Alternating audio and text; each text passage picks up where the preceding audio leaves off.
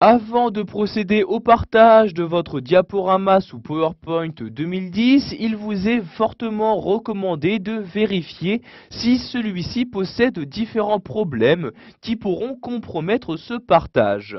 Donc pour vérifier la présence de problèmes, je me rends en haut à gauche et clique ici sur le menu Fichier.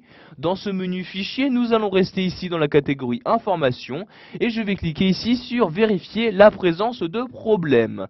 Dans un premier temps, nous allons voir que vous avez la possibilité d'inspecter le document à la recherche d'informations privées aux propriétés masquées dans la présentation. Je clique donc ici sur Inspecter le document. Dans cette fenêtre, vous allez choisir donc quels éléments vous souhaitez inspecter. Donc si vous souhaitez inspecter les commentaires et annotations, les propriétés de votre document, les contenus de vos diapositives invisibles, etc. Donc ici, je vais inspecter tous les documents, donc tous ces éléments. Je coche donc ici toutes les cases. Je clique ensuite ici sur Inspecter comme ceci. Va apparaître maintenant dans cette fenêtre les différentes erreurs détectées. Donc vous voyez par exemple, il n'y a aucune erreur pour tous ces éléments sauf pour les propriétés de mon document. En effet, il y a par exemple différentes propriétés qui ne sont pas conseillées d'ajouter avant le partage, donc comme par exemple ici votre nom, donc vous voyez votre nom et prénom ici pour l'auteur. Pour supprimer rapidement ces différents éléments, vous cliquez ici sur supprimer tout comme ceci. Donc si vous souhaitez être sûr que ces éléments ont été supprimés, vous pouvez demander une réinspection. Je clique pour cela ici sur réinspecter comme ceci, donc je vérifie bien que toutes les cases sont cochées et je clique ensuite sur inspecter et vous pouvez voir que cette fois-ci donc aucune erreur a été trouvée. Je peux donc cliquer sur fermer comme ceci. Je vais maintenant retourner ici sur vérifier la présence de problèmes et nous allons maintenant vérifier l'accessibilité de notre document pour les personnes ayant un léger handicap de lecture. Je clique donc pour cela sur vérifier l'accessibilité. Nous allons maintenant retourner sur d'autres documents et vous pouvez voir à droite un volet qui est apparu. Donc dans ce volet s'affichent les différents éléments que les personnes auront du mal à voir.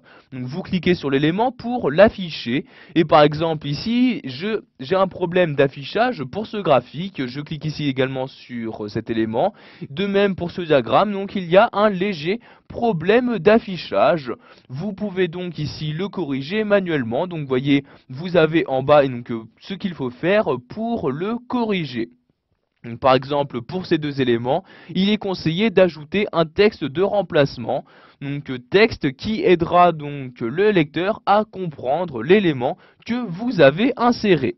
Donc je vais ici fermer ce volet en cliquant sur la croix comme ceci, et pour finir, nous allons voir qu'il est possible de vérifier la compatibilité de votre document par rapport aux anciennes versions de PowerPoint, telles que PowerPoint 2000, 2003, etc.